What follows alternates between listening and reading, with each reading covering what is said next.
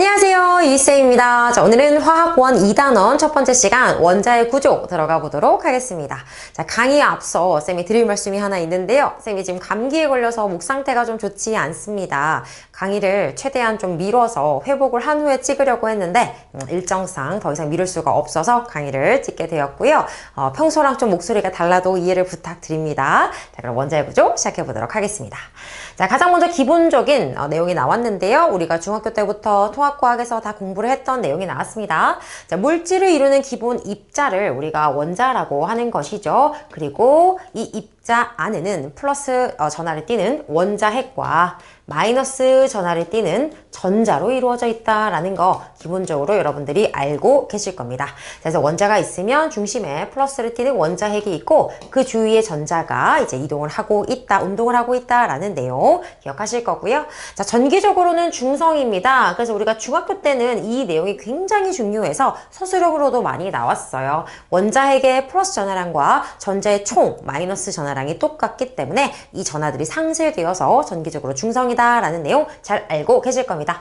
자, 원자 내부는 대부분 빈 공간이다. 그쵸? 우리가 이 원자 하나를 종합운동장, 아주 큰 운동장이라고 생각을 했을 때, 야구 경기장이라고 생각했을 때, 이 원자핵은 공 하나의 크기 정도에 이제 비유할 수 있고, 이 전자는 그 옆에 있는 개미 정도라고 생각할 수가 있어요. 그래서 거의 대부분은 빈 공간이고, 원자핵이 이 전자에 비해 훨씬 크고 무겁다라는 내용 여러분들 기억하실 겁니다.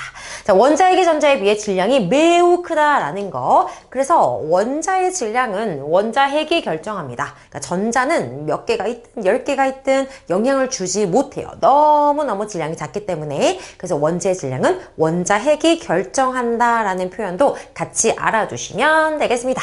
자, 어려운 거 없죠? 바로 넘어가도록 하겠습니다. 자, 원자, 전하량, 질량 이런 내용이 나왔는데요. 자, 원자핵은 또 뭘로 이루어져 있죠? 양성자와 중성자로 이루어져 있었죠. 예를 들어서 이제 헬륨이다 라고 한다면 헬륨은 원자 번호 2번이어서 원자핵이 플러스 2고 전자가 2개 있는 이런 원자인데요. 얘를 꺼내보니까 플러스 1짜리 양성자가 2개 그리고 전하를 띠지 않는 중성자 2개로 이루어져 있었다라는 겁니다. 그래서 양성자와 중성자 전하량을 봤을 때 양성자 전하량 있고요. 플러스 전하량 있고요. 중성자는 전하량이 없었습니다. 자, 그 이유는 우리가 통과 때 했어요. 업커크, 다운커크 전하량 계산해보니까 얘가 이제 다 상쇄가 되어서 이제 전하량이 없었고요. 자, 전자는 마이너스 1.602 곱하기 10의 마이너스 19승 보시면 양성자와 전자가 부호만 다르고 서로 전하량의 크기가 같다라는 걸 알 수가 있죠. 상대적인 전하로 봤을 때 얘를 우리가 플러스 1, 얘를 0, 마이너스 1이라고 따져주게 되는 것이죠. 자, 여러분 이 숫자 외우지 않으셔도 됩니다. 양성자랑 전자랑 부호만 다르고 크기가 1대1이다 라는 것만 기억하시면 돼요. 자, 질량 볼게요. 1.673 곱하기 10의 마이너스 24승이고요. 거의 비슷하고요. 9.109 곱하기 마이너스 28승인 거 보이세요? 매우 많은 차이 보이십니까? 그래서 전자는 원자의 질량에 영향을 주지 못해요. 너무 작기 때문에 목소리가 너무 안 좋다. 여러분들 오늘 좀 이해를 부탁드립니다. 너무 작기 때문에 원자의 질량에 영향을 못 주고 얘네들이 상대적인 질량으로 거의 이제 1대1로 보게 되는 거죠. 물론 중성자가 살짝 더 무겁습니다. 그러나 이제 같은 걸로 보는 거예요. 자, 양성자랑 전자는 전하량의 크기는 같고 부호는 반대이다 라는 것이고 질량은 양성자와 중성자는 질량이 어때요? 비슷하죠. 근데 뭐 거의 같은 것으로 보는 겁니다. 전자 질량은 무시할 수 있을 정도로 작다라는 거 정리하시면 되겠습니다. 자, 밑으로 내려가 보도록 할게요. 자, 원자 번호 나왔는데 우리가 주기율 공부할 때 아마 여러분들 하셨을 거예요. 자, 이 양성자 수를 가지고 어떻게 한 거야? 원자 번호를 매긴 거야. 맞지? 그리고 원자는 중성이기 때문에 양성자 수랑 또 뭐가 같아요? 전자 수랑 같은 거죠. 그리고 우리가 원소 기호를 표현할 때 원소 기호를 쓰고 왼쪽 아래 여기다가 원자 번호를 쓰게 되는 거죠. 예를 들어서 아까 쌤이 쓴 것처럼 헬륨 원자다. 그러면 원소 기호를 쓰시고 왼쪽 아래에다가 원자 번호를 적게 되는 겁니다. 자, 그 다음 이제 질량수인데요. 양성자수랑 중성자수를 더한 것을 우리가 질량수라고 부르게 됩니다. 양성자수. 그래서 왜 웃냐면 목소리가 내가 들어도 너무 안 좋아가지고 미안해요. 근데 이제 여러분들 너무 오래 기다리시니까 쌤이 듣기 거북할 정도가 아니면 찍어야 될 것 같아서 열강을 하고 있습니다. 자, 얘는 여기다가 쓸 거예요. 여러분 여기다가 질량수를 쓸 거예요. 그런데 여러분 봐봐. 질량수는 양성자수 플러스 중성자수잖아. 근데 원자번호는 뭐야? 양성자수잖아. 그래서 이 질량수와 원자번호를 보고 여러분들한테 중성자수를 물어보는 경우 많이 나올 거예요. 그럼 이 중성자수를 알고 싶으면 어떻게? 여기서 얘를 빼주면 되잖아요. 그쵸? 그래서 질량수에서 원자번호 빼셔가지고 중성자수 구해주시면 되는 거예요. 헬륨 같은 경우 원자핵이 양둘, 중둘 이렇게 생겼으니까 질량수가 몇이에요? 4죠. 여기다가 4 이렇게 써주면 원소기호 잘 표현을 했다라고 보실 수가 있겠죠. 그래서 원자번호는 어떻게? 왼쪽 아래에다가 여기 A 자리 여기 그 다음 질량수는 왼쪽 위에다가 작은 글씨로 표현을 하게 된다라는 거고요. 선생님 요런 데는 안 쓰나요? 쓰기도 하죠. 우리가 화학식을 쓸 때 이 원자의 개수를 쓸 때 오른쪽 아래 쓰잖아요. 그쵸? 뭐 예를 들어서 뭐 수소다. 그럼 H2 이렇게 해서 수소 원자 2개다. 원자의 개수를 표현할 때 써주고요. 오른쪽 위는 이렇게 전하량을 쓸 때 이온의 전하량을 쓸 때 또 쓰기도 하죠. 그래서 필요에 따라 잘 적어주시면 되겠습니다. 자, 그럼 넘어가도록 하겠습니다. 자, 이제 평균 원자량 동위원소라는 게 나왔는데요. 동위원소라는 거는 동일한 종류의 원소다. 그런데 질량만 살짝 다른 거예요. 그래서 양성자수는 같아요. 그래야 원자 번호가 같아서 동일한 종류의 원소가 될 거 아닙니까? 그런데 중성자수 얘는 뭐야? 질량만 차지하는 놈이잖아. 얘가 달라서 질량수가 달라진 원소를 우리가 동위원소라고 해요. 자, 예를 들어서 가장 대표적으로 수소 한번 볼까요? 수소 원자 번호 1번인 거 아시죠? 자, 대부분의 수소는 질량수가 1입니다. 그게 뭔 소리야? 중성자가 없다는 거야, 얘들아. 수소는 대부분 그냥 수소 원자핵 이퀄 양성자야. 중성자가 없어. 그냥 이렇게 생겼다니까? 중성자가 없어요. 그런데 중성자가 달려있는 애는 아예 없느냐? 아예 없는 건 아니야. 쬐끔 있어. 이렇게 중성자 하나 달려있어서 질량수가 2인 수소도 있다고요. 그쵸? 무겁겠죠? 얘보다 무겁겠죠? 무거울 중자를 써서 중수소라고 불러줍니다. 얘는 가벼울 경자를 써서 경수소라고도 불러요. 그런데 경을 그냥 생략하고 그냥 웬만한 수소다. 99% 이 수소기 때문에 여러분 그냥 수소라고 하면 얘를 떠올리시면 되고요. 수소 원자핵은 양성자다라는 표현도 같이 알아두셔야 돼. 근데 중수소도 있고 이게 있잖아. 중성자가 하나 더 달려있는 애도 있다. 이렇게 생긴 애도 있어요. 그러면은 삼중수소가 되는 거죠. 그런데 얘네들은 다 보시면 어때? 양성자가 하나야. 원자번호는 다 1번이라는 거죠. 그리고 전자도 하나기 때문에 얘네들의 화학적 성질은 동일합니다. 수소라는 그 종류가 동일하고 전자 개수가 다 동일하기 때문에 화학적 성질은 동일해요. 그런데 뭐만 달라? 중성자 개수만 달라. 질량만 다른 거야. 질량만 다른 거기 때문에 물리적 성질이라고 보는 거죠. 그렇죠? 크기, 부피, 질량 다 물리적 성질에 속하죠. 물리적 성질만 다르다라고 보시면 되는 겁니다. 자, 그러면 또 가장 대표적인 염소가 나왔습니다. 여러분, 염소는 몇 번? 17번이에요. 그런데 얘가 원자량이 34.969, 대략 35, 질량수가 35인 애가 있고요. 원자량 36.966, 질량수 37짜리가 있다 이 말이에요. 35짜리와 37짜리 두 가지 종류의 동위원소가 존재를 합니다. 그런데 존재 비율이 75%는 35짜리고 25%는 37짜리로 존재한다는 거예요. 그럼 우리는 이제 어떻게 한다? 평균 원자량을 내서 이 원자량을 얘기를 해줘야 된다. 이 존재 비율까지 고려한 평균 원자량이 필요하다는 겁니다. 이해되십니까? 자, 그러면 총 100개 중에 75개는 35짜리로 존재하고 100개 중에 25개는 37짜리로 존재한다는 거예요. 그럼 이거 식으로 써보면 이렇게 된다는 겁니다. 35짜리가 차지하는 전체 비율은 100분의 75.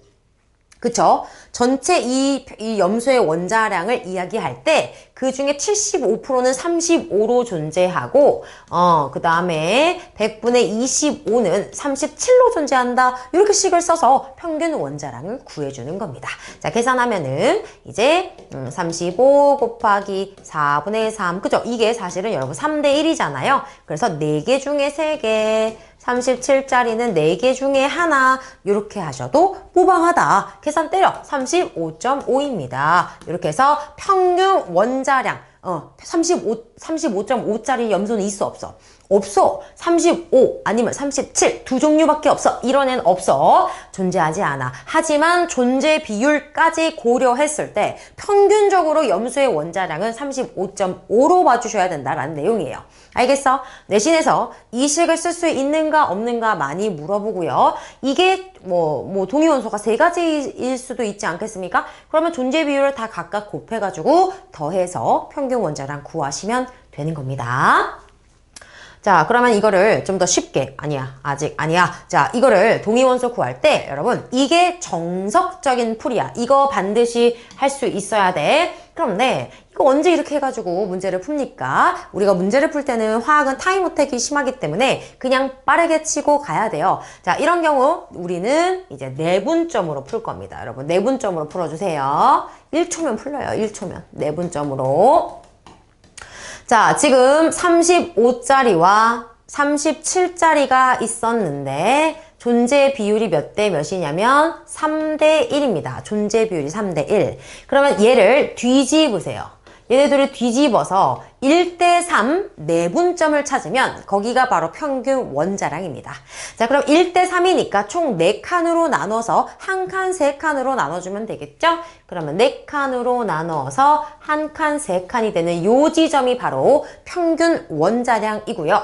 35부터 37까지는 총 2인데 2를 4칸으로 나눈 거니까 한 칸이 0.5겠죠. 그래서 여기가 35.5다라고 구해주실 수가 있는 겁니다. 되셨죠? 그래서 동위 원소의 원자량을 구할 때에는 어떻게 한다? 존재 비율 뒤집어서 내분적으로 풀어주시면 되겠다라는 거고요. 자, 여기서 또 추가로 그러면 염소 분자는 어떻게 되나요? 염소 분자에 대해서 물어본다 라고 하면 여러분 경우의 수가 3가지가 나올 겁니다. 그죠? 이 35짜리가 2개 들어가서 70짜리 그죠? Cl2 분자량이 70짜리가 나올 거고요. 그죠? 하나하나 들어가서 Cl2 분자량이 72짜리가 나올 거고요. 그 다음 37짜리 2개 들어가서 74짜리 Cl2가 나올 겁니다. 맞죠? 동위원소가 2개면 무조건 분자량은 3개로 나오게 돼 있어.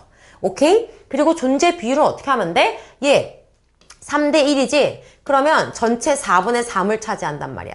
얘는 4분의 1을 차지한단 말이야. 그러면 이 분자의 존재 비율은 얘를 2번 고를 확률이니까 4분의 3의 제곱이 되는 거고요. 자, 얘는 어때? 하나하나 고를 경우의 수니까 4분의 3 곱하기 4분의 1인데 얘 고르고 얘를 고를 수도 있지만 얘를 먼저 고르고 얘를 고를 수도 있기 때문에 곱하기 2 해주셔야 되고요. Cl2 큰 거 2번 고를 확률 4분의 1의 제곱 이렇게 해서 구해주시면 되는 겁니다. 자, 그런데 중요한 거는 이거를 거꾸로 얘를 주고 얘를 거꾸로 찾아봐 이런 경우도 있어요. 쫄 필요 없습니다. 자, 이거 보세요. 3경우가 나왔다? 분자량이 3가지 경우가 나왔다? 그럼 무조건 동위원소 원자량은 2가지인 거야. 왜냐면 작은 거 더하기 작은 거, 큰 거 더하기 큰 거, 짝 더하기 큰, 세 가지 경우의 수가 나올 수밖에 없잖아요. 이 두 가지일 때만 세 가지 경우가 나오기 때문에. 그럴 때는 얘를 반띵해. 그럼 작은 게 나와. 얘를 반띵해. 그럼 큰 애가 나와. 중간 건 버려. 얘는 쓸모없어. 그렇지 않겠습니까? 작은 거 더하기 작은 거, 큰 거 더하기 큰 거 이렇게 나올 거기 때문에 분자량은 중간값은 버리세요. 제일 작은 거 2로 나눠, 제일 큰 거 2로 나눠. 그러면 그냥 이 동위원소 원자량 나온 거야. 그리고 비율도 막 그냥 루트 씌우면 되잖아. 이거 존재 비율 제곱한 게 얘니까 루트 씌워. 얘도 루트 씌워. 그러면 각각 존재 비율까지 거꾸로도 찾을 수 있습니다. 아시겠죠? 요 내용 요 정도 하고 넘어가도록 하겠습니다. 자, 그럼 이제 원자 모형의 변천 과정 바로 들어가 보도록 할 건데요. 자, 돌턴은 사실은 원자설 우리가 막 중딩 때 했습니다. 그죠?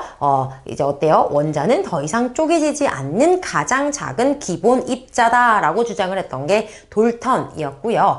자, 사실은 화학 1에서는 이 톰슨부터 중요한 내용이 들어가는 겁니다. 자, 톰슨은 어떤 걸 발견했어요? 전자를 발견한 사람입니다. 그래서 이 원자가요, 전체적으로 플러스를 띠는 입자이고, 여기에 마이너스 전하를 띠는 전자가 콕콕콕콕콕 마치 우리 그 머핀에 박혀있는 건포도처럼 콕콕콕콕 박혀있다라고 생각을 했던 것이 바로 톰슨입니다. 그래서 이걸 우리가 푸딩 모형 뭐 이렇게 불러요. 푸딩에 이제 건포도가 콕콕 박혀있는 모형이다. 자, 어떤 실험을 했냐면 음극선 실험을 했는데요. 조금 있다가 어떤 실험인지 조금 더 자세히 살펴볼 겁니다. 일단 음극선 실험을 통해 전자를 발견한 사람이고 푸딩 모형을 제시했다라는 겁니다. 자, 다음은 러더퍼드고요. 러더퍼드는 사실은 톰슨의 제자인데요. 이 사람은 원자핵을 발견한 사람이에요. 여기 아직 원자핵이 없잖아요. 그죠? 그래서 원자핵이 있고 그 다음에 전자는 존재하는 게 맞아. 그런데 전자가 가만히 있으면 얘처럼 가만히 있으면 원자핵에 끌려와서 부딪혀서 소멸할 거거든. 근데 그러면 안 돼. 전자는 존재하는 게 밝혀졌기 때문에 얘가 원운동을 하나 보다. 그래서 원운동을 해가지고 이 원자핵에 끌려와서 잡아먹히지 않고 이 균형을 유지하고 있나 보다. 마치 태양계 주위를 공전하는 행성들처럼 그 균형을 갖고 있나 보다 라고 주장했던 사람이 러더퍼드입니다. 그래서 얘는 무슨 실험했냐면 알파 입자 산란 실험이다 라는 걸 했고요. 그 다음에 뭘 발견했다? 원자핵을 발견했다. 이렇게 보시면 되겠습니다. 이제 자세하게 하나씩 들어가 보도록 하겠습니다. 자, 먼저 톰슨입니다. 학자 이름 외워주셔야 돼. 톰슨의 무슨 실험? 음극선 실험이다. 실험 이름 여러분 다 외워주셔야 됩니다. 어떤 학자가 어떤 원자 모형을 제시했고 그리고 뭘 발견했고 어떤 실험을 했는지 그 실험 내용이 뭔지까지 꼼꼼하게 봐주시면 돼요. 어려운 건 없습니다. 자, 뭐냐면 진공방정관에 높은 전압을 빡 걸어주면은 요거 그림은 쌤이 이제 저작권 문제를 피하기 위해서 이제 모식적으로 표현을 한 거기 때문에 여러분들 교재를 참고하시면서 강의를 들어주세요. 자, 이렇게 높은 전압을 진공방정관에 빡 걸어주면은 마이너스 극에서 플러스 극으로 빛을 내는 선이 이렇게 뿅 나오더라 라는 거예요. 마이너스에서 플러스 극. 이렇게. 그래서 얘를 우리가 음극선. 왜? 음극에서 나왔잖아. 마이너스에서 플러스 극으로 나왔기 때문에 음극선이라고 불러주는 건데 이 음극선이 뭐지? 그래가지고 이 톰슨이 이 음극선의 성질에 대한 실험을 한 거예요. 자, 어떤 실험을 했나 보도록 하겠습니다. 자, 먼저 이 음극선이 뿅 나왔을 때 여기다가 이제 바람개비를 한번 놔봤어요. 바람개비를 한번 놔보고 또 장애물을 한번 설치를 해봤고요. 그 다음에 요 주변에다가 전기장을 한번 걸어 봤습니다. 그러면서 어떻게 음극선이 반응을 하는지를 본 거야. 자, 첫 번째 장애물 먼저 할게. 자, 장애물을 여기다가 설치를 했더니 그 뒤에 뭐가 생겼게? 그림자가, 이거 화살표로 바꿀래. 그림자가 생긴 거야, 얘들아. 실험, 결과, 결론입니다. 알겠어? 장애물을 놓고 실험했더니 그림자가 생긴 결과가 나타났는데 이 그림자가 생겼다는 거는 뭐야, 여러분? 그림자가 생겼다는 거. 빛의 직진성 할 때 그거를 보여주는 게 그림자잖아요. 즉 음극선이라는 이 녀석 직진성이 있구나. 왜 직진을 안 하고 회절을 해버리면 그림자가 안 생겨 얘들아. 뒤쪽으로 다 회절해가지고 음극선이 닿으니까 그림자가 안 생기거든요. 근데 그림자가 생겼다는 거는 회절 이렇게 돌아가면서 이렇게 간 게 아니라 그냥 직진했다는 뜻이에요. 자, 두 번째는 바람개비를 여기다가 놨다. 어떻게 될게? 바람개비가 돌아갔어요. 바람개비가 회전을 했어요. 어머나, 그런데 어떻게 바람개비에다가 음극선, 파동을 썼는데 회전을 하냐? 아, 이거 그냥 빈 느낌이 아니야. 이거 질량을 가진 입자야. 질량을 가진, 그렇지 않니 얘들아? 질량을 가진 어떤 덩어리를 던져야 바람개비가 돌아가는 거지. 그냥 빛을 쏜다고 돌아가는 건 아니잖아요. 맞아요? 그래서 질량을 가지고 있구나. 입자성을 띠고 있구나. 라는 거를 두 번째로 알 수가 있었습니다. 자, 그 다음에 여기다가 이제 전기장을 샹 걸어줬거든요. 마이너스 플러스. 그랬더니 이 음극선이 어느 쪽으로 휘었게 해요? 어느 쪽으로 전기장을 걸었더니 음극선이 플러스 쪽으로 휜 거야. 플러스 쪽으로 휘었어. 플러스 쪽으로 인력에 의해 끌려갔다는 것은 얘가 무슨 전하를 띈다? 마이너스 전하를 띈다라는 것을 알게 된 거죠. 그래서 음극선은 뭐다? 질량을 일단 가져. 왜? 바람개비 넘겼잖아. 맞지? 그리고 마이너스 전하를 띠는 어떤 입자다라는 것을 알게 되었고요. 그게 바로 누구예요? 전자라는 겁니다. 마이너스 전하를 띤, 질량을 띤 입자라는 것, 전자를 발견하게 된 것이 바로 톰슨의 음극선 실험이 되겠습니다. 자, 그래서 넘어가기 전에 톰슨은 원자 푸딩 모양이라 그랬죠? 전체적으로 플러스를 띄고 있고 마이너스를 띄는 건포도 전자가 콕콕 박혀 있는 푸딩 모형 제시했습니다.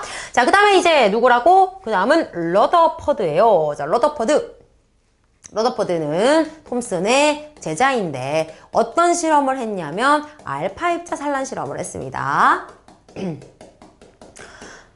알파 입자 산란 실험인데 이 알파 입자 얘가 누구냐 하면 그 당시에는 몰랐어요. 그 당시에는 그냥 플러스 전하를 띈다 정도만 알았는데 나중에 알고 봤더니 이놈이 헬륨 원자핵이었던 거야.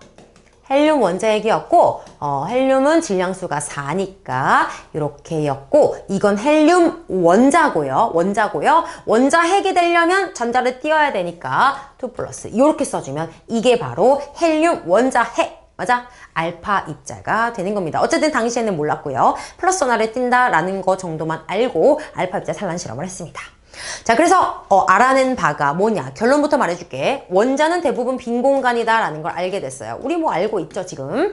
원자의 중심에 부피는 작지만 질량이 집약적으로 모인 어떤 입자, 플러스 전하를 띠는 입자, 바로 누구? 원자핵이 있다라는 것을 이 러더퍼드가 발견을 한 겁니다. 그럼 어떻게 실험을 했는지 보도록 할게요. 알파 입자는 누구다? 헬륨 원자핵이다 라는 거 쌤이 설명드렸습니다.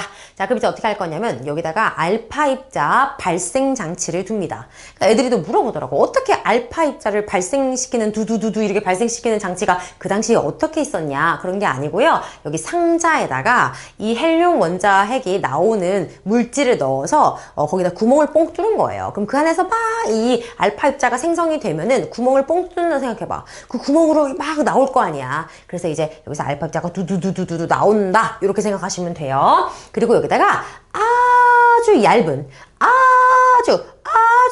금속 박을 여기다가 설치를 하고요. 알파 입자가 이렇게 가도록 이 금속 박에 쏘이도록 해준 거고요. 그 주변에 형광 스크린을 설치해가지고 이 알파 입자가 어디로 가게 되는지를 이게 지금 어떤 느낌인지 알겠어? 이렇게 기다란 띠를 이렇게 운동장처럼 둘러놓은 거예요. 이렇게 둘러놓은 거예요. 여러분 쌤 그림 알아보실 수 있죠? 여러분들 그림 교재 그림이랑 보면서 같이 들어주셔야 됩니다.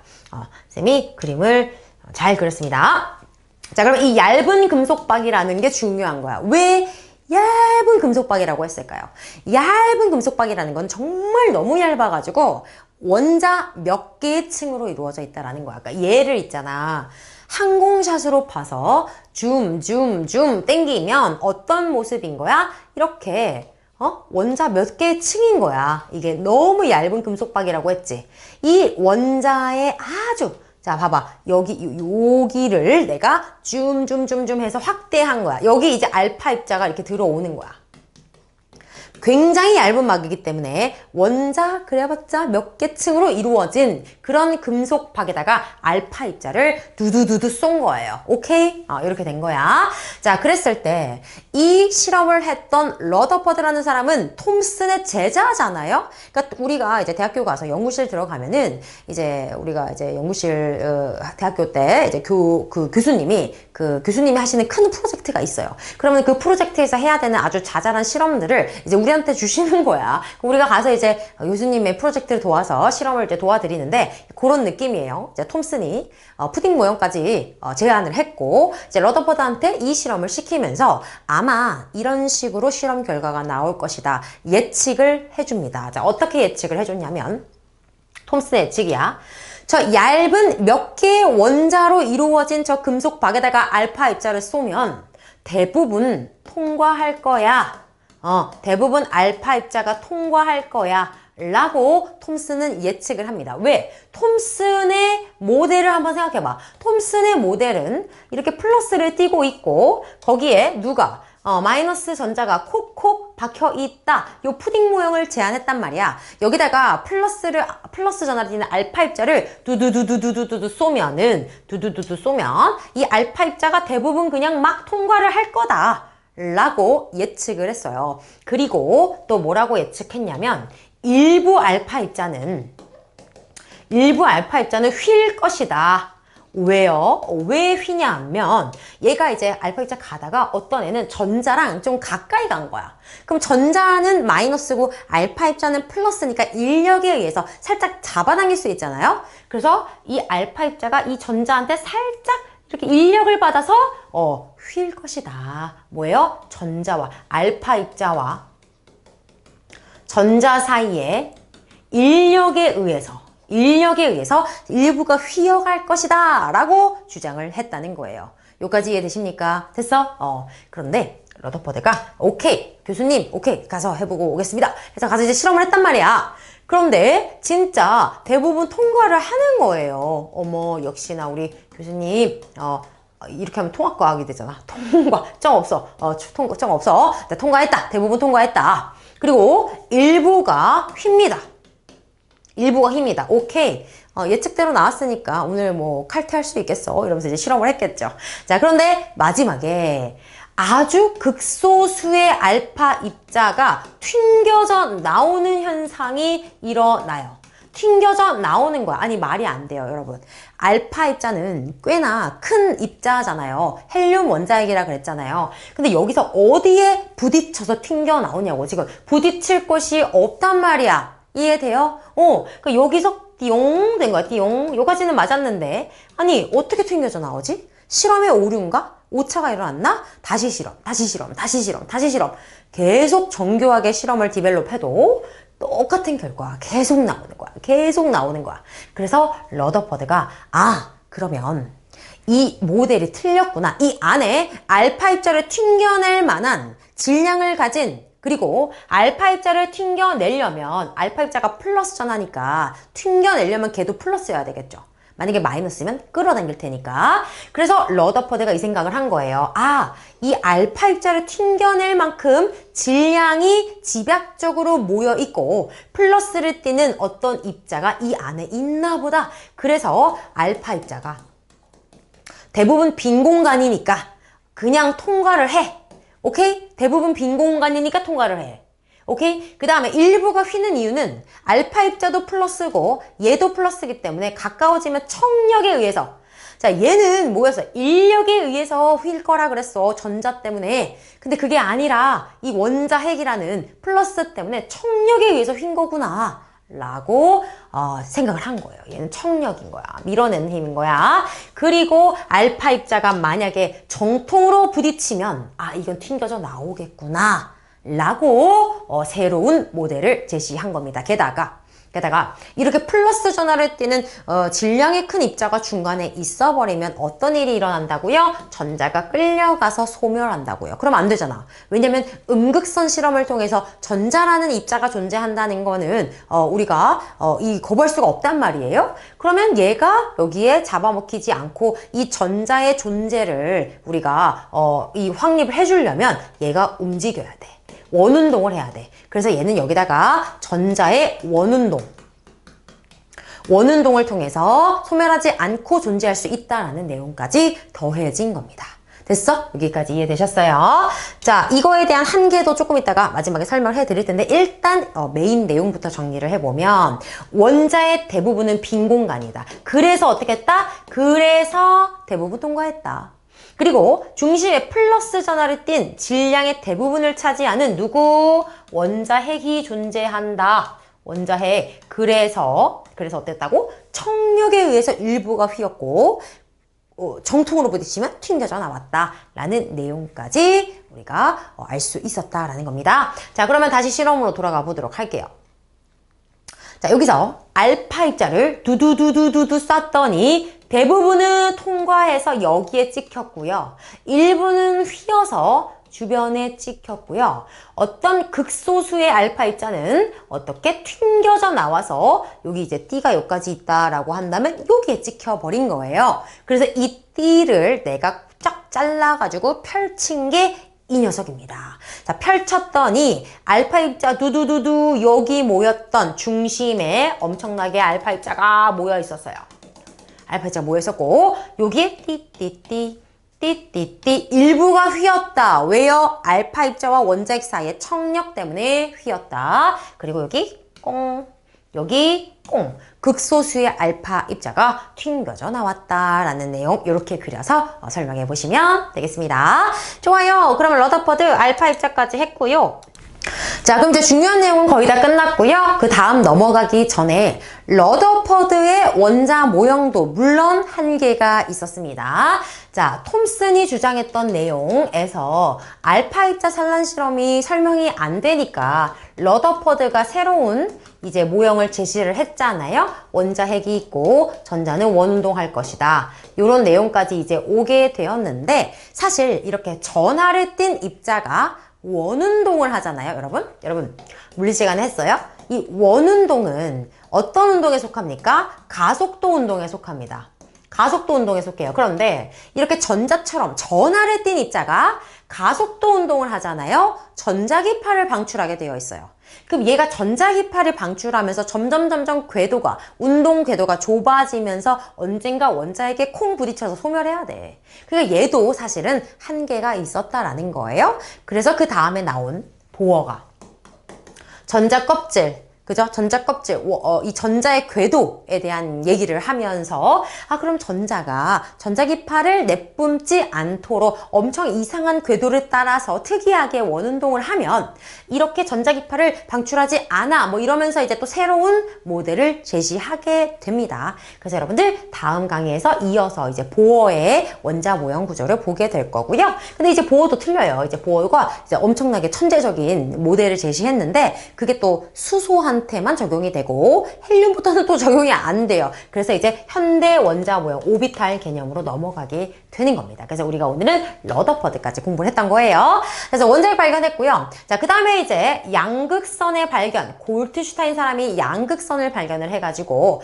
양성자를 실제로 발견한 사람은 러더퍼드고요. 자, 요거 1919년입니다. 그리고 중성자를 발견한 게 체드윅 1932년입니다. 자, 모의고사나 뭐 수능에서 중요하게 다루는 내용은 아니지만 내신 시험에서는 이 입자들의 발견 순서 있죠. 뭐 전자, 원자핵, 양성자, 중성자 이 순서 배열하는 게 가끔씩 나올 수가 있어요. 그리고 이름도 가끔 물어보는 경우가 있기 때문에 러더퍼드, 체드윅 정도는 같이 알아두시면 되겠습니다.